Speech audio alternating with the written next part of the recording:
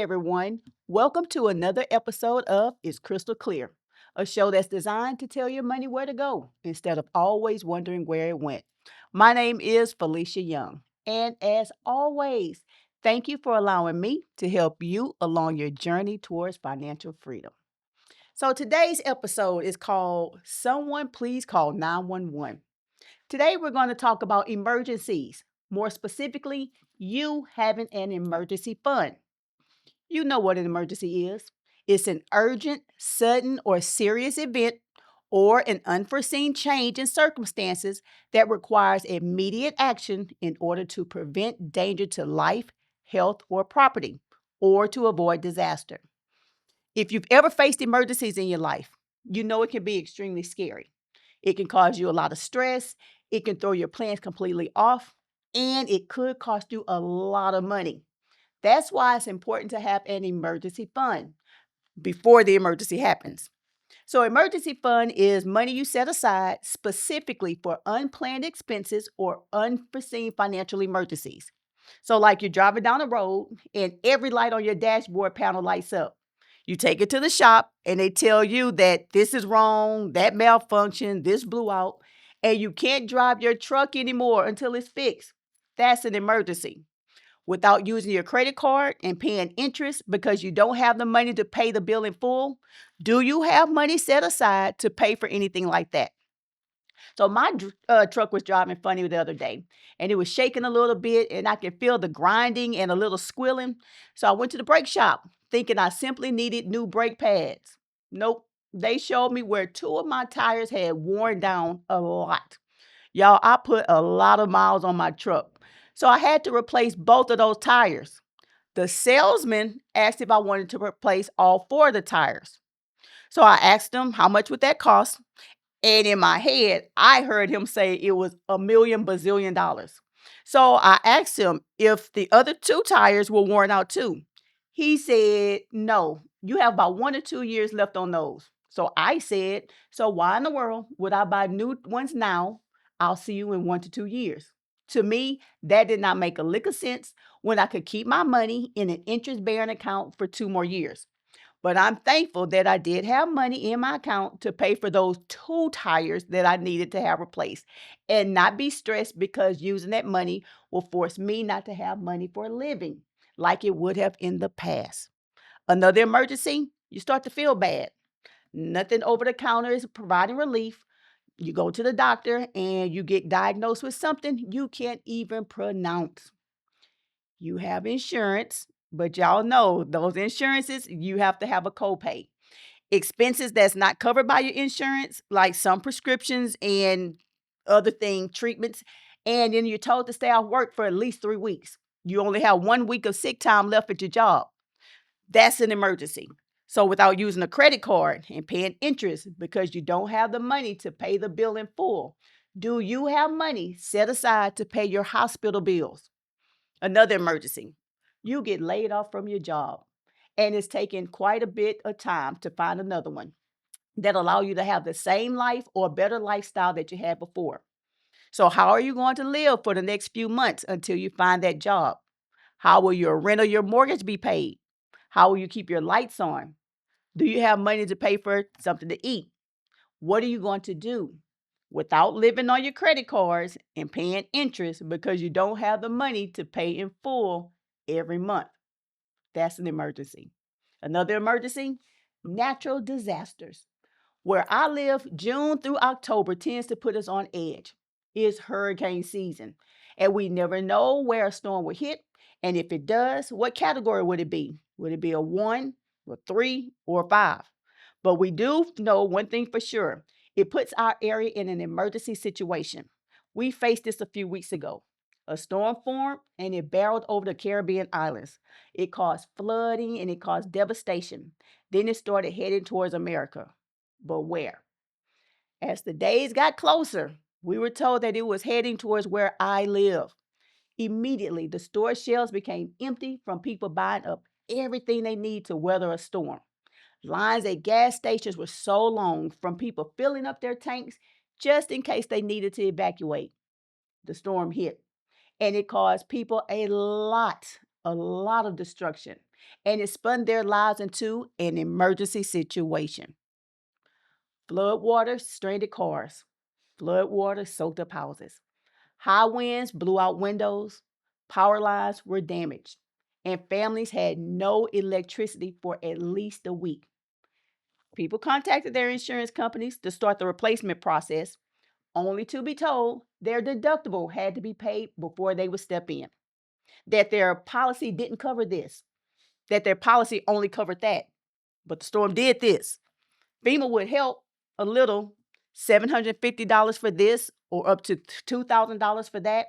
But what you lost was in the thousands. Now that's an emergency. Do you have an emergency fund account set up to where when life happens, you always have money readily available to help so you won't end up in financial ruins and you lose what you worked so hard for? A few years ago, another hurricane hit our area and it was bad. 33 trillion gallons of water fell. Trillion. People had to get rescued from their roofs. The evacuation lines were miles long. It was so chaotic. That was an emergency situation. The aftermath was so confusing. Many people didn't know what to do. They didn't know where to start. They didn't even have anywhere to go. FEMA and the government did come to help, but it wasn't enough for some people who literally lost everything. Organizations from around the country, they came to bring supplies and they offered to help to rebuild. But for some people, it just wasn't enough. Insurance companies, they did what they could if you had the right coverage. During that time, I met a family who had to make one of the toughest decisions of their lives. Their parents' home flooded. Water was waist deep in the house. Their furniture was ruined. The clothes and the shoes ruined. Everything they had was gone. To make matters worse, their insurance company denied their claim. The reason they said was because their house flooded and they had no flood insurance. The husband showed the agent the hole in the roof where the water came in, too. The agent said that his roof was so old, and if he had taken care of the maintenance of the roof, the water would not have come in. Volunteers went in to help. They did what they could to salvage as much as possible. The sheetrock was removed, and it exposed rotted wood throughout the house. The family wasn't able to get permits to make the repairs because the inspector said the rotted wood had to be replaced first and treated for termites. The reality was the family did not have any extra money over the years to keep up with the maintenance and the note of their home. And they didn't have any extra money to make any type of repairs. And they were in a situation to where they couldn't fight the insurance company for the help that they needed, even though they had been clients for years and never missed a payment.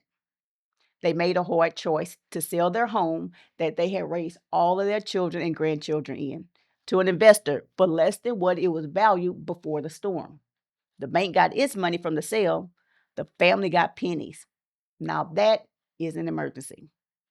So you know that unexpected things happen in life all the time. So it may not be as devastating as a storm, but whatever it is, it's devastating to you. So since you know that, it's important that you make time to prepare for whatever it is now. So setting up an emergency fund should be a non-negotiable line item in your budget, along with tithing and along with savings.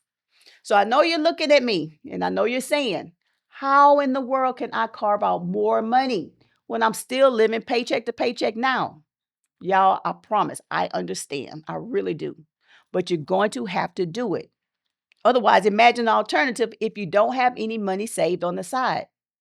I know you're looking at me and you're saying, I have these kids headed back to school in a few weeks and they need supplies and they need clothes. The utility bills have doubled even though I'm at home less. I have these past due credit card bills that I can barely make the minimum payment on. Y'all, I promise, I got that. I understand. But that's the whole point of this podcast. Every single episode, it teaches you how to budget your money so that you can function even in an emergency. So you will have the money you need to buy the kids' school stuff. So when the utility companies trip and they start increasing your bill, you'll have the money. And so you won't have any past due credit card bills but instead have extra money you need to live off of and build your savings and emergency fund accounts. And by now, you should have extra money because you've reduced or eliminated your latte factor. That latte factor is not factoring anymore. Remember, you review your bank statements every single month to see where you told your money to go. You make time to budget your expenses every single week so you have as much of a stress free existence as possible. That's the whole point of this podcast. I know you're looking at me and I know you're saying, so how do I even start to make an emergency fund? I'm glad you asked. So I want you to get a journal. I want you to get your good ink pen and let's get started working on your game plan. The first thing you need to do, open up an interest bearing account specifically for your emergency funds. This should be an account similar to your vision fund account. It shouldn't be easily accessible so it can remove the temptation of dipping into it just because you see a sale. I've talked about this before. Shop around for banks or credit unions that you deal with. They use your money to loan to other people to make money off of. The least you can do is know who your banker is and develop a relationship with them to where they will find ways to make money off your money for you. Second, decide how much money you want to have in your emergency account. What is your target amount? If your car breaks, how much would that be? If your refrigerator goes out, how much would it cost to replace? If you get sick, how much would the treatment cost? If the city gets hit with a natural disaster, how much would it cost to recover? Make time to figure out how much you will need and what you have to have in that account. Now I know there's a huge financial difference between buying new tires and rebuilding a home after a storm. Right now, it doesn't matter. If it'll take you a year or two to save 6 months worth of living expenses, it's okay. What matters to me most is that you start one step at a time, one deposit at a time. And over time, you'll build an impressive account that can help you face almost any emergency. As a matter of fact, this is what I want you to do. I want you to commit to saving $1,000 that is to go into your emergency fund account. And I want you to do it within 6 months. If you break it down, that's $83 every paycheck for 6 months or $42 a week for 6 months. Review your bank statements again and review your latte factor. Do you see where you can make adjustments to save $40 a week for 6 months? Y'all, it's definitely doable. But you got to get your mindset that creating an emergency fund account is more important than another sale or an extra pair of shoes. Third, I want you to start now. Open up that interest bearing account and get the routing and account number to your payroll department. When is the next time you get paid? Instruct your payroll department to direct deposit $40 into that account and keep it going. Time is going to pass anyway, whether you save or not, whether emergencies happen or not, it's going to occur anyway.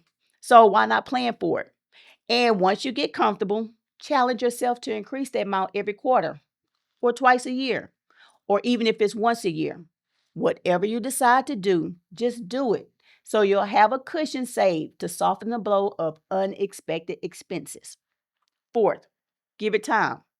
So unless God intervenes big time, the reality of you being able to put $50,000 into an emergency fund account by the end of the year is slim to none. You're making adjustments in every part of your finances as is. You're already trying to reroute money to help you to stop living paycheck to paycheck, to help you become a consistent tither, to help you save 10% from every paycheck, to help you live off of the rest. You're already working diligently to change your lifestyle, and that's taking time to do that, right? So expect to take time to build your emergency fund account.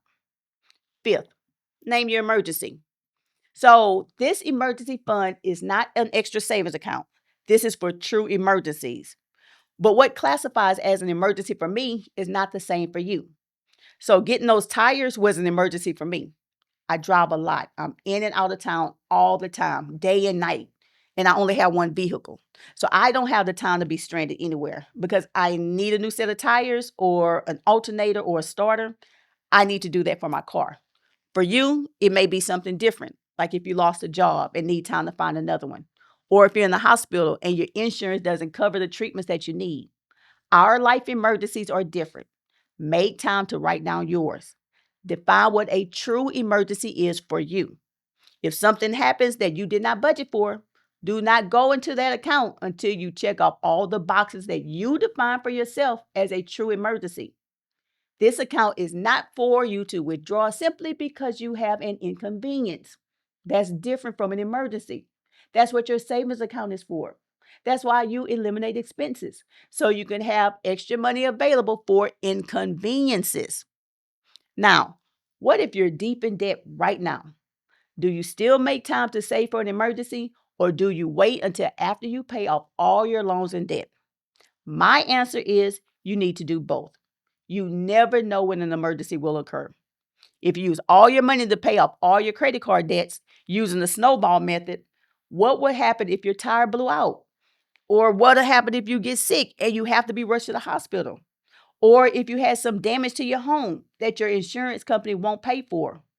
Seriously, what would you do? Take out another loan? Put yourself deeper into debt?